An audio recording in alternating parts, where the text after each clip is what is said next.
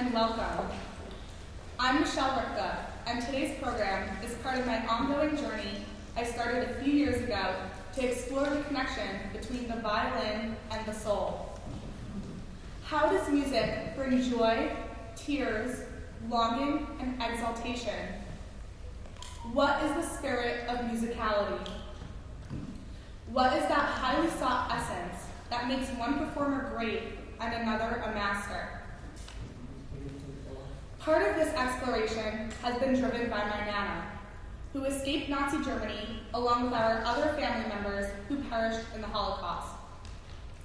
Many of us have experienced intolerance, prejudice, ignorance, and hatred. Today's program melds musicality and emotional trauma to explore some of these questions. I invite you to close your eyes and feel the music wash over you. Reach into yourself and know that no matter how dark a space may be, a single candle will drive out the darkness and lift you towards light.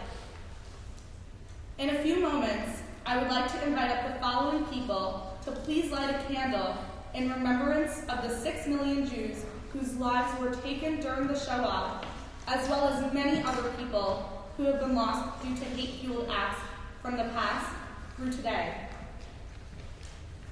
Dr. Irene Butter, survivor of Westerbork and Bergen-Belsen concentration camps. Currently, Irene teaches students about the Holocaust and the lessons she learned during those traumatic years. Her memoir, Shores Beyond Shores, details her journey. She is a co-founder of the Ravel Wallenberg Medal and Lecture Series at the University of Michigan and one of the founders of Zaytona, an Arab-Jewish women's dialogue group in Ann Arbor. Doctors Miriam and Henry Brisk, Holocaust survivors. Since she retired from her professorship at the University of Texas Medical Branch, Miriam has created 3 art exhibits on the Holocaust, which have appeared in nearly 40 solo art exhibits all over the United States. At the same time, she published 3 books on the Holocaust that have won prizes with a 4th on the way. Henry's parents were avid members of the Jewish socialist movement. They were originally from Poland, but moved to Paris in 1923 because of persecution due to his father's union activity. He escaped from Paris just ahead of the Nazi occupation, moving to southern France, and eventually coming to America at age 12. Jeffrey Kahan, son of David Kahan, Holocaust survivor. David eventually moved to Detroit in the summer of 1950 to meet 3 friends he had kept in contact with from Hungary. He built his own realty business, which his 3 sons have since taken over from him, and 30 years ago began to speak about his experience during the war. David Halen, concertmaster of the St. Louis Symphony and professor of violin at the University of Michigan. During the summer, Professor Halen teaches and performs extensively, serving as concertmaster of the Aspen Music Festival. As co-founder and artistic director of the Innsbruck Institute, he coordinates a week-long festival each June, creating exciting musical performances and an enclave for aspiring artists. Ken Fisher, President Emeritus of the University Musical Society, UMS. In 2015, UMS received the National Medal of Arts, which Ken accepted on behalf of UMS from President Obama at the White House. During his time at UMS, Ken's philosophy was ENA, everybody in, nobody out. Since his retirement from UMS, Ken is teaching arts leadership at U of M's School of Music, Theater, and Dance, a class that I've had the pleasure to take, and has written a book on his career in the performing arts with the eponymous title as his philosophy, Everybody In, Nobody Out, Inspiring Community at Michigan's University Musical Society. Recently, Ken received an honorary Doctor of Fine Arts degree from the University of Michigan. Tilly Johannes, Executive Director of Michigan Hillel. Tilly is passionate about youth engagement, community building, pluralism, women's advancement, and social justice. She is a Wexner Field Fellow alum and is on the steering committee of the Safety, Respect, Equity Initiative. Mackenzie Freeman and Ellery Wiener, President and Vice President of SHARE, Students for Holocaust Awareness, Remembrance, and Education. SHARE's mission is to promote and continue Holocaust education for students at Michigan. Mackenzie and Ellery will inform us about SHARE activities in a few minutes. Diane Kaplan, President and CEO of the Rasmussen Foundation. The Rasmussen Foundation supports arts and culture, health, social services, housing, and the promotion of philanthropy for Alaskans. In 2018 alone, the foundation awarded grants totaling over $31 million. Diane represents Native Alaskan rights and was the CEO of Alaska's 28-station public radio network. Jerry and Carol Kushner, also known as the Kushner Duo, are my mom and aunt, as well as violinists, directors, and founders of the Music Institute of Long Island.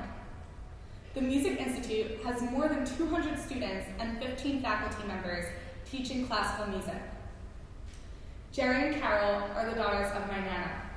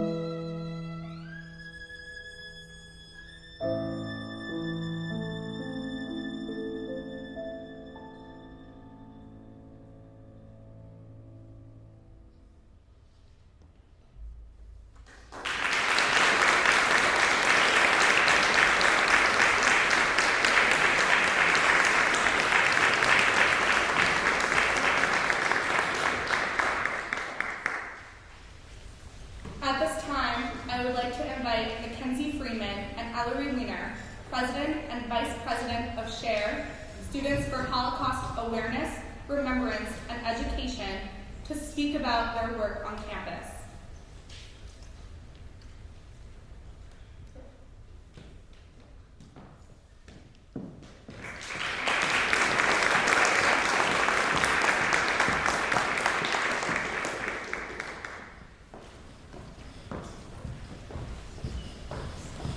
Hello, my name is and I'm one of the co-presidents of Students for Holocaust Awareness, Remembrance, and Education, commonly known as SHARE, and this is Ellery, our vice president.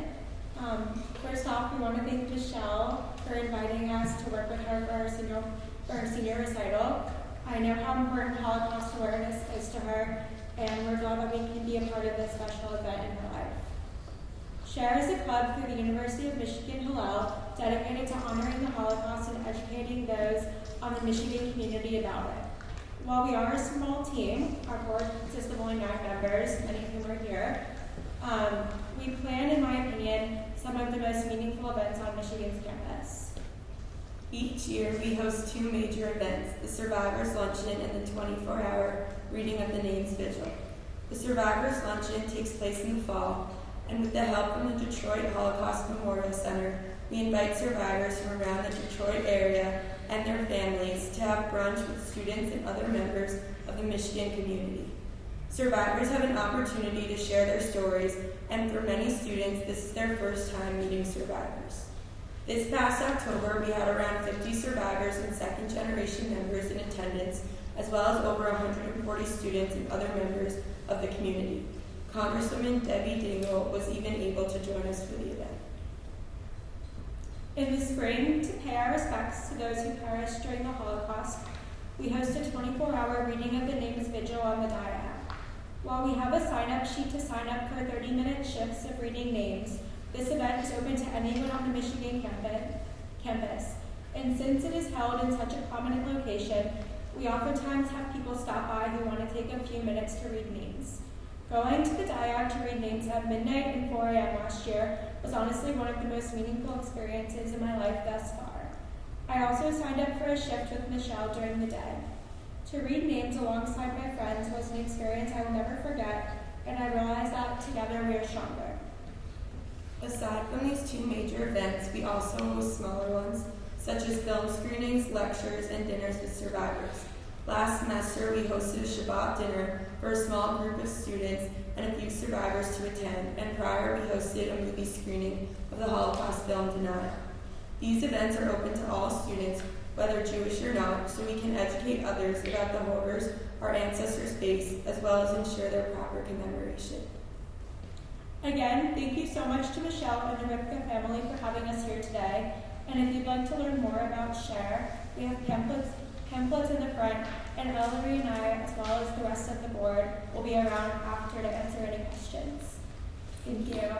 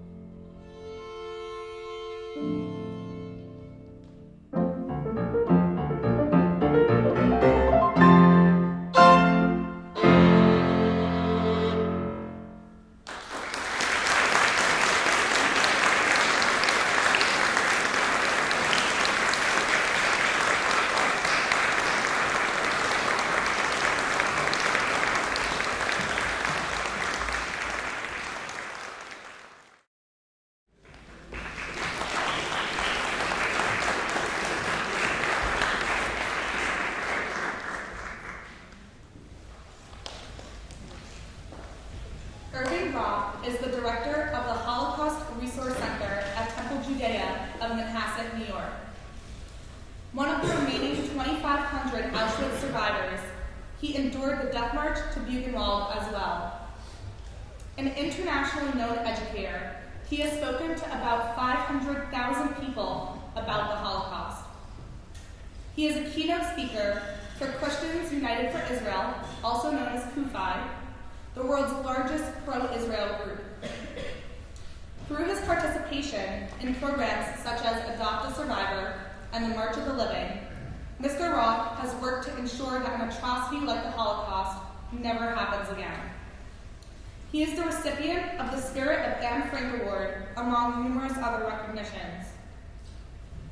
He teaches us about the need for each one of us to speak up when we see intolerance, prejudice, or evil. He quotes Martin Luther King Jr. "The ultimate tragedy is not the oppression and cruelty by the bad people, but the silence over that by the good people." I interviewed Mr. Roth at the Holocaust Resource Center in New York on his recollection about music at Auschwitz and Buchenwald, as well as his hopes for the future.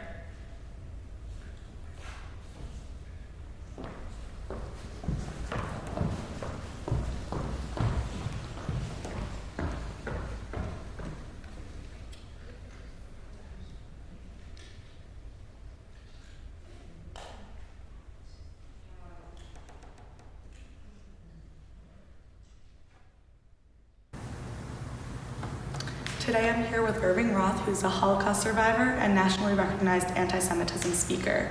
Today we're going to be talking about Mr. Roth's experiences in Auschwitz with music. Mr. Roth, did you have classical music at your home? Perlman. What instruments did your family members play? Well, my brothers played the violin. I played soccer. Yeah. That was my ability in the area of music. Yeah.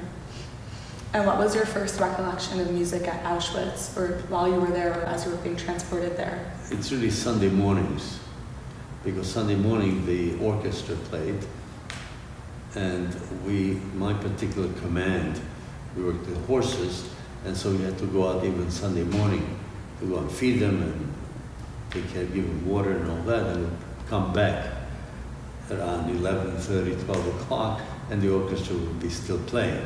As we marched in, the orchestra would be playing. And one of the things that I remember so clearly is that, of course, you had to look ahead when you marched. And it was always goose-stepping, so to speak. And you couldn't look right or left because that was part of the requirement that you march. And yet I found my brother, who played the violin, his head would be sort of, as we were walking through, his head would be turned to the music. And of course that could have been dangerous, but fortunately he was never caught doing it. Mm-hmm. So my first recollection of Auschwitz and music, of course, is the Sunday morning. Mm-hmm. And was there music in like the cattle cars or in the bunks or of any type? Well, the only thing, not in Auschwitz itself, but in Buchenwald, where I eventually wound up after the death march, we were in one particular point, we were in one particular building, block as it was called, block 66. We were mostly kids. Kids meaning 15-year-olds and 16-year-olds. And we had a man who was in charge called the Blockaltester, who was not a Jew, he was a Czech prisoner, a young man. And he was very kind to us. He tried to keep us alive.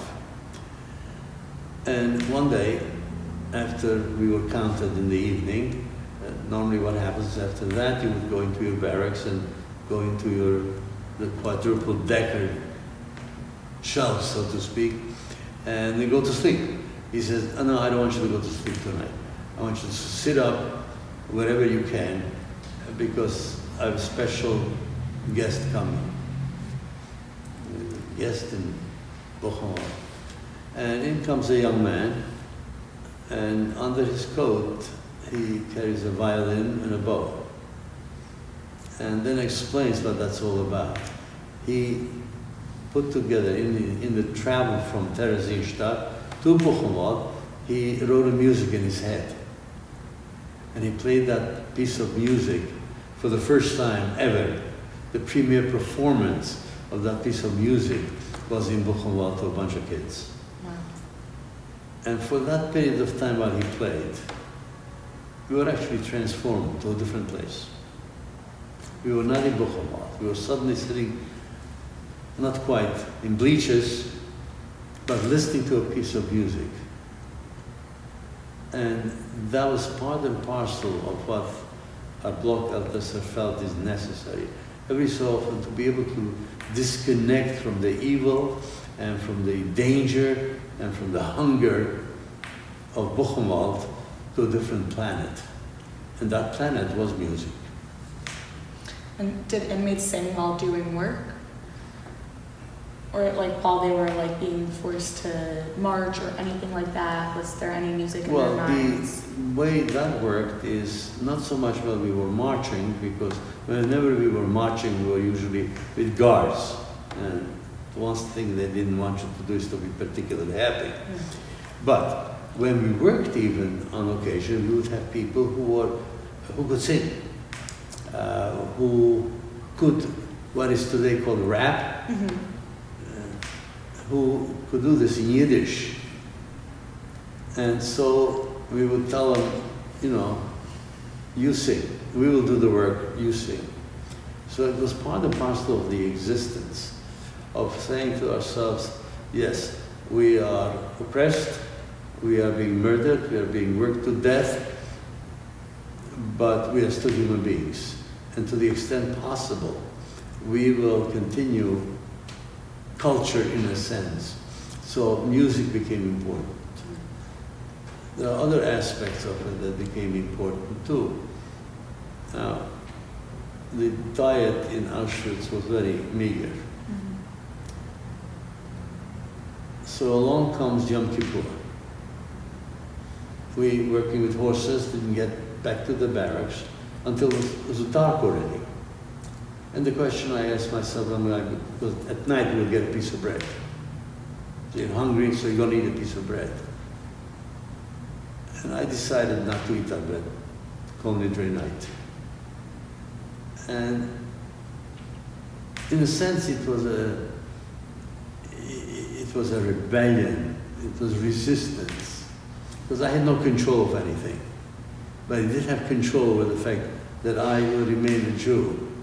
By not eating, even though I'm hungry, I'm not going to eat that night or the next whole day. And that was part of the existence, the aspects of culture, of music, of rap in Yiddish. So rap really started before it started in America in the late 1990s. And so trying to retain some sense of life. And what role did music play in Auschwitz? Well, Auschwitz, you knew that Sunday morning was going to be a concert. Right. And the concert was, of course, spectacular because you're talking the best of Europe. Some of the best musicians of Europe, from the orchestras of Berlin and Vienna and other places. They were Jews and they wound up in Auschwitz. So the men's orchestra in Auschwitz was tremendous. I mean, and yes, there were, besides the prisoners that listened to it, there were also the guards who were there and the officers who were there. You know, that was entertainment for them. Did music affect your own survival? I'm not sure that music as such, but in terms of being separated from the reality, music, singing, rap, any of those things were really very important in that for the moment that was taking place, you were divorced from the reality of hunger, of dirt, of oppression. Well, thank you so much. And if you could just give one message to people now, what would your message of hope be? I think that we as human beings can be influenced by words, by images, by music. Unfortunately, there are people who don't think that all of us are created equal. They should have any sense of freedom. Who would like to control us? Sometimes they do it by propaganda, and sometimes by threats. Propaganda is the more dangerous, because you don't realize that they're really seducing you. And I tell people, listen to what people say. They may give you tremendous promises, but think in terms of what does it really do for humanity. Will people be better off if you follow that? Or are you really preaching hatred? In math you say, go to the limit. See where the limit is. See where the path is leading you. Just because you get promises of a bigger job, more money, bigger house, and all you have to do is hate the other. Don't fall for it. Because that is really what destroyed Europe. Hatred. And we need to be careful when we listen to demagogues speak. When we hear politicians speak. When we hear our neighbors speak. Make sure you understand what their agenda is. And if their agenda is evil, the oppression of the other, stop it. Don't be afraid to say, this is evil. This leads to destruction, hatred.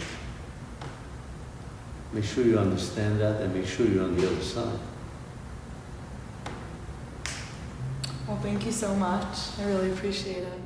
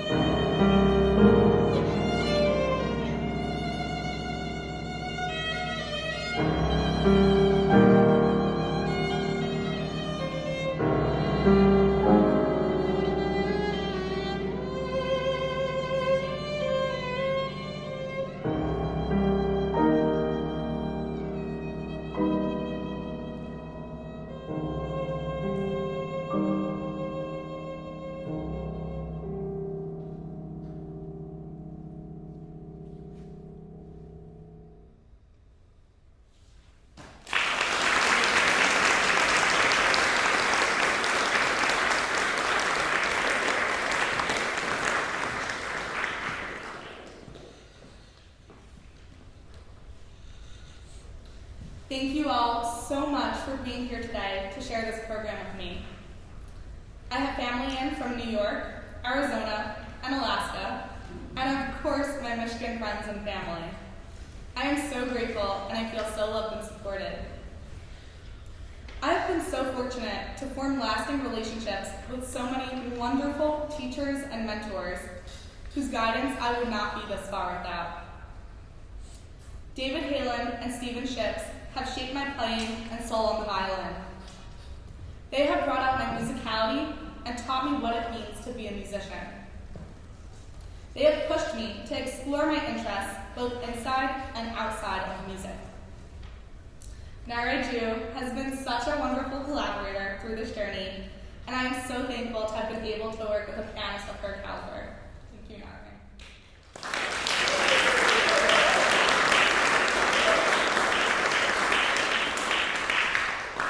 My fantastic quartet, Katie, Colton, and Grant, who also doubled as my stage crew, thanks for making sure our rehearsals are always fun and and never a dull moment. My tech manager, Grace, thanks for bearing with me and going along with the color-coded itinerary to ensure the flow of this program would be smooth. Ken Fisher and Aaron and Alpha Dorkin believed in my dreams and had faith in my work. They challenged me while propelling me forwards to open new doors of opportunity for me. Jonathan Kuski, Caitlin Taylor, and the Excel team have fostered an environment of encouragement and career exploration to show me the many opportunities in the music world. My mother and Aunt Carol, both accomplished violinists, were, no pun intended, instrumental in beginning and supporting my violin career.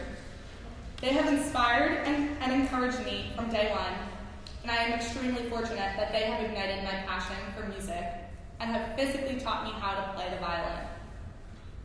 My dad, more than just a chauffeur to countless lessons, rehearsals, auditions, and concerts, has been my #1 fan and has supported and encouraged me to produce this concert program. Thanks for never failing to help me with the behind-the-scenes work of pursuing my dreams. Lastly, to my Nana, age 98, who could not be here to travel today. You have taught me what it means to be strong and follow your heart.